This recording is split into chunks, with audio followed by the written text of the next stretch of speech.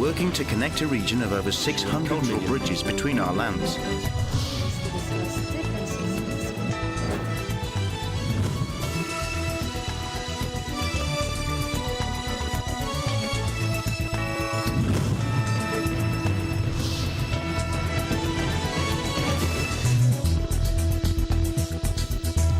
Good evening, I'm Alma Angeles, and you're watching ASEAN in Focus on tonight's headlines. Vietnam and the Philippines unite coast guards in a move likely to raise eyebrows in Beijing.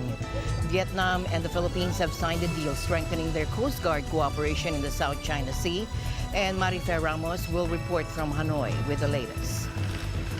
U.S. vows response to Jordan drone strike. President Biden has confirmed the U.S. will respond to the deadly drone strike targeting American troops in Jordan, but offered scant details on the nature of the retaliation.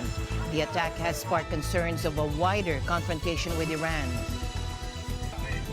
Myanmar crisis deepens. The UN Human Rights Office warns that Myanmar's human rights crisis is in free fall 3 years after the military coup. The OHCHR calls for immediate action to address the suffering of the people.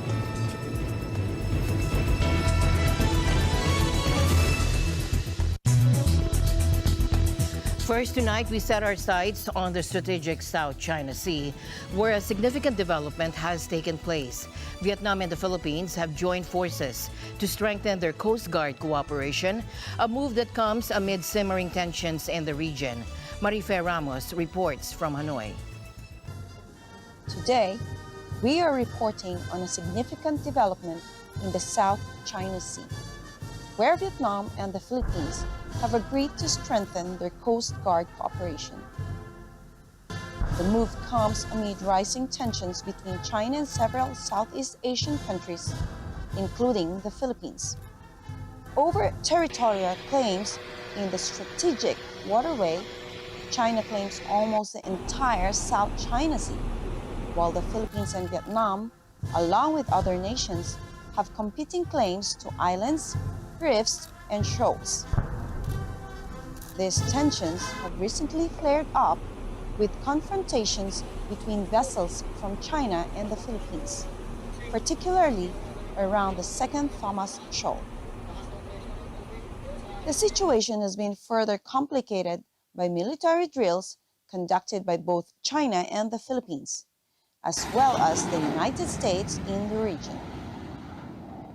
Despite these tensions, Vietnam and the Philippines have taken a step towards cooperation during a state visit by the Philippine President Ferdinand Marcos Jr. to Vietnam. Both countries signed 2 agreements. These agreements establish a communication hotline and create a joint Coast Guard committee to address common issues. These agreements are significant because they demonstrate a willingness to manage differences peacefully and through dialogue. They also represent potential counterbalance to China's growing assertiveness in the region. The Philippines and Vietnam also signed a deal for Vietnam to supply up to 2 million tons of rice per year to the Philippines, aiming to ensure food security in the face of external challenges. Additionally, Vietnamese car maker VinFast announced plans to invest in the Philippines, starting with electric vehicle and motorcycle dealerships. The agreement between Vietnam and the Philippines represent a positive development in the South China Sea. While tensions remain, these steps towards cooperation offer hope for a more peaceful and stable future in the region.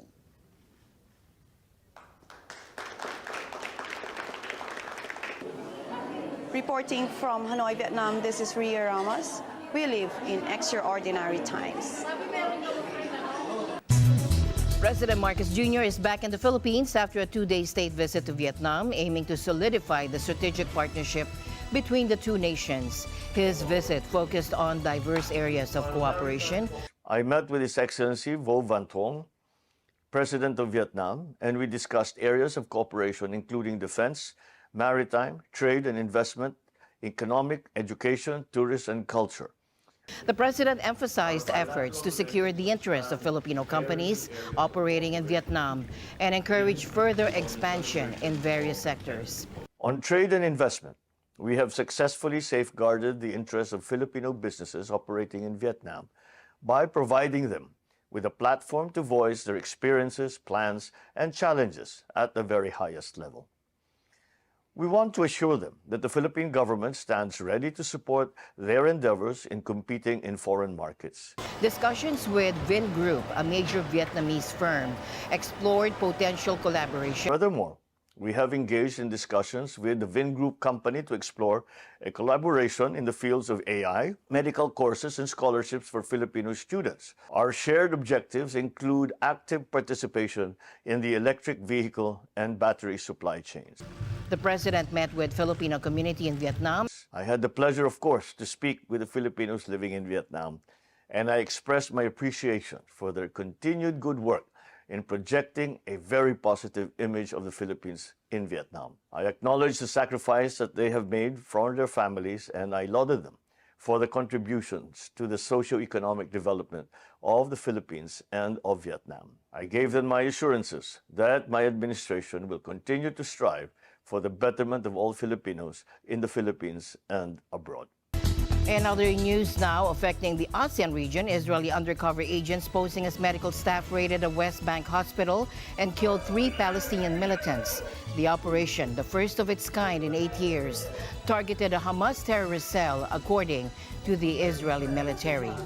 The agents were seen in closed-circuit television footage, disguised in medical uniforms or civilian clothes, using props such as a baby carrier and a wheelchair. The hospital director confirmed that the agents entered undercover and used silenced weapons to assassinate the men. The militants were identified as Mohammed Jalamna, Muhammad Ayman Ghazawi, and Basil Ayman Ghazawi, affiliated with the Islamic Jihad and Hamas. The Israeli army labeled them as terrorists hiding in the hospital. Knowing all these facts, I said some of the facts that have been presented by Israel are that one of them was carrying a gun and that they were planning to carry out or to launch terrorist operations.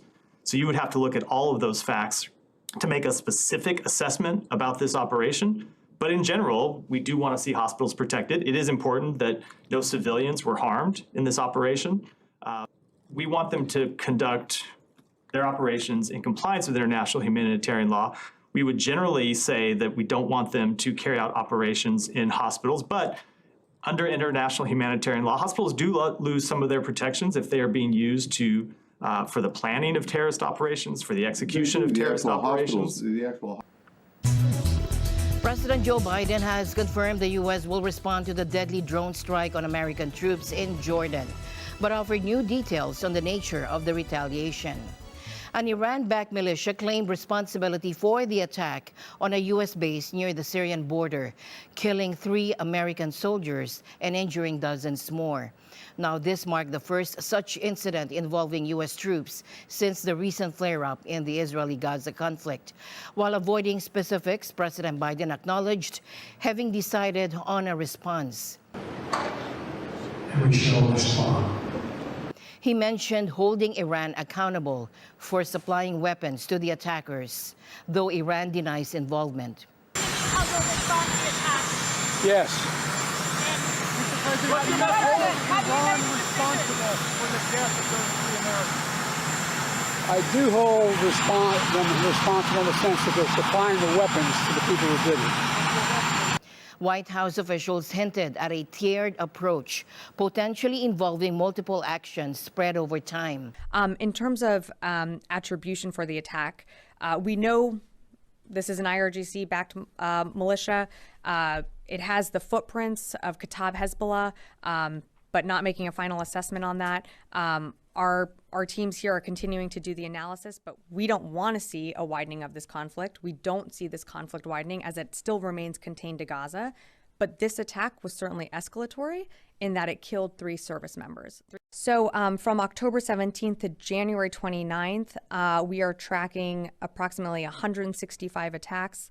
That's 66 in Iraq, 98 in Syria, and of course, the one yesterday in Jordan. The hard part of it, isn't it, Jeff? I mean, that's what being commander-in-chief is all about, is is acting in accordance with our national security interests. What's unacceptable to those interests and what has to be done to protect those interests. There's no easy answer here. And that's why the president is meeting with his national security team, weighing the options before him. He'll do that as he's done in the past in a very careful, deliberate way so that our national security interests are best preserved. The Islamic resistance in Iraq, made up of several Iran-affiliated militias operating in the region, has claimed responsibility for Sunday's strike. The U.S. response to the Jordanian attack remains to be seen, but President Biden has made it clear that retaliation is planned, with the stated goal of avoiding a wider conflict. I don't think we need a wider war in the Middle East. That's not what I'm looking for. Now, a deadly drone strike targeting U.S. troops in Jordan has raised fears of a wider military confrontation with Iran, according to a leading U.S. analyst. Gordon Gray, a former U.S. ambassador to Tunisia and current Kuwait professor of Gulf and Arabian Peninsula affairs at George Washington University, believes the attack makes such a scenario more likely. Take a listen. This greatly increases the pressure on the Biden administration to retaliate militarily. And I mean, this was the concern that I think many of us shared. I think the administration probably shared. I think U.S. allies in the region, be they Arab or other, shared that Iran would miscalculate, would make a mistake like this, and force U.S. retaliation at a much higher level. I think it makes a military confrontation with Iran more likely. It's very difficult for me to see how any U.S.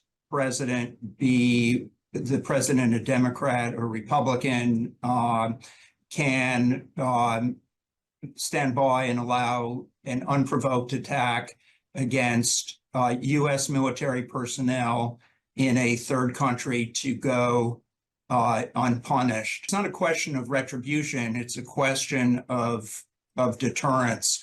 And up until now, the Biden administration has been very careful about not overreacting and trying to send a message that attacks will not be tolerated, but we don't want to be too forceful in our response and cause Iran to miscalculate.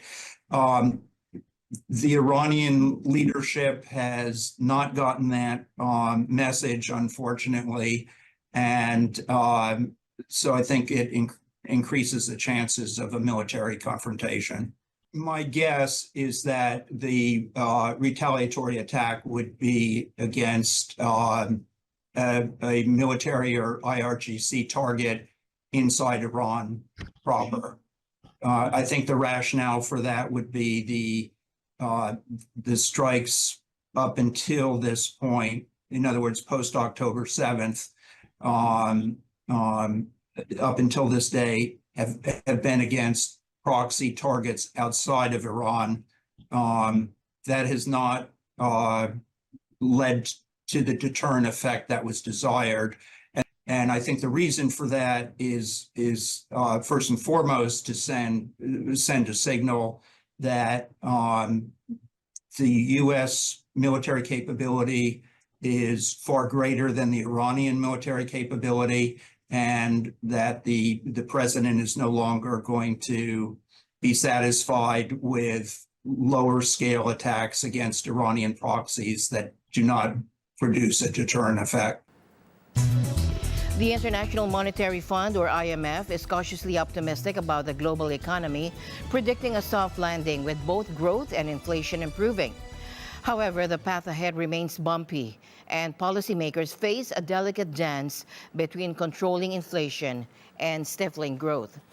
Global growth is projected at 3.1% in 2024 and 3.2% next year, exceeding earlier forecasts due to unexpected resilience in the U.S. and some emerging markets. The global economy continues to display remarkable resilience, with inflation declining steadily and growth holding up. The chance of a soft landing has increased, but the pace of expansion remains slow and risks remain.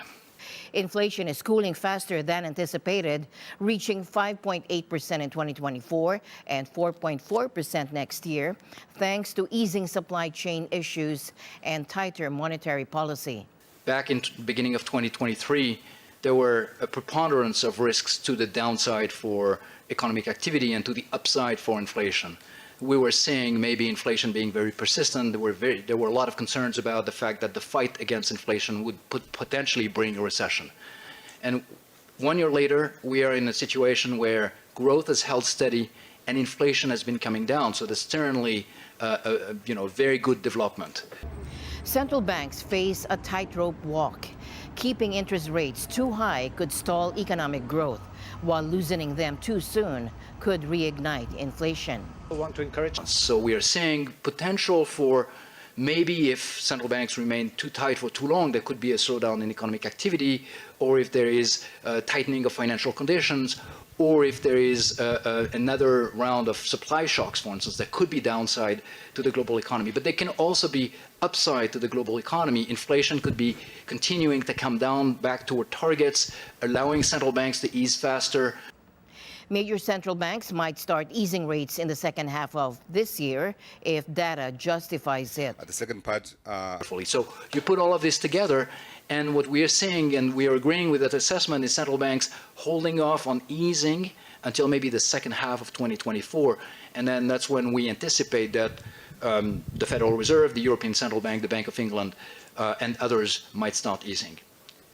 While the global economy shows signs of recovery, policymakers face a challenging task: balancing inflation and growth, implementing sound economic policies, and addressing structural weaknesses will be key to securing a sustainable and inclusive recovery.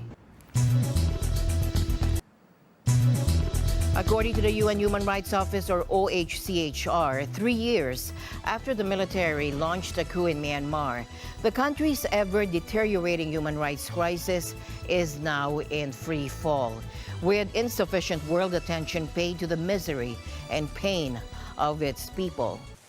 Amid all of the crises around the world, it is important no one is forgotten. The people of Myanmar have been suffering for too long. Since the end of October last year, their situation has deteriorated even further as a result of the long-established tactics of the military to target them. Pitched battles between the military and armed opposition groups have resulted in mass displacement and civilian casualties. As the military have suffered setback after setback on the battlefield, they have lashed out, launching waves of indiscriminate and aerial bombardments and artillery strikes. It has been particularly hard hit since fighting restarted there in November. Many communities, especially the Rohingya, were already suffering from the impacts of Cyclone Mocha and the military's months-long limitation of humanitarian access and provision of assistance. There have now been several reports of Rohingya deaths and injuries amid the military shelling of Rohingya villages. Parties to armed conflicts must take constant care to spare the civilians and civilian objects in the conduct of military operations, which includes taking feasible measures to protect the civilian population under their control against the effects of attack. The international community must redouble efforts to hold the military accountable. More than 554 people have died since October. As of January 26, credible sources had documented the arrest of nearly 26 100,000 people on political grounds, of whom 19,973 remain in detention, some reportedly subjected to torture and abuses, with no hope of a fair trial. The High Commissioner urges all member states to take appropriate measures to address this crisis, including to consider imposing further targeted sanctions on the military to constrain their ability to commit serious violations and disregard international law. Laos, the current chair of the Association of Southeast Asian Nations, or ASEAN, expressed cautious optimism after Myanmar sent a non-political representative to regional talks. Now, this comes despite the continued exclusion of the country's junta leaders due to the ongoing conflict. Myanmar's participation marks the first time since the 2021 coup that a representative has attended ASEAN meetings.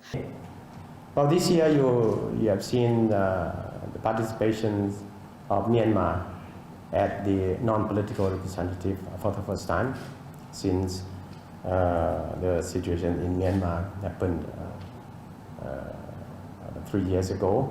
While the junta remains barred, Laos Foreign Minister Salumsai Komasith sees this as a small light at the end of the tunnel. Komasith believes engagement with Myanmar, despite the challenges, can foster understanding and lead to progress.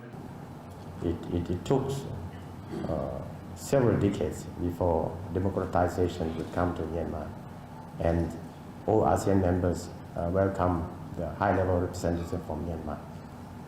But this time, I think there is probably a small light at the end of the tunnel. We are sure the more we engage Myanmar, the more understanding, a deeper understanding between, not only between ASEAN member states vis-a-vis or about Myanmar situation, but also understanding by international community about the real situation that are happening in Myanmar. ASEAN emphasizes humanitarian assistance as a priority for Myanmar in the immediate period. As far as Laos chair of ASEAN is concerned, we try to do our best. We think humanitarian assistance is the priority for the immediate period of time when implementing our 5-point consensus. As my usual habit, I'd like to end the day on a positive note. Let's encourage and build each other up so that no one is left behind. And that's it for tonight's broadcast. I'm Alma Angeles. Stay in the news because we live in extraordinary times. Good night.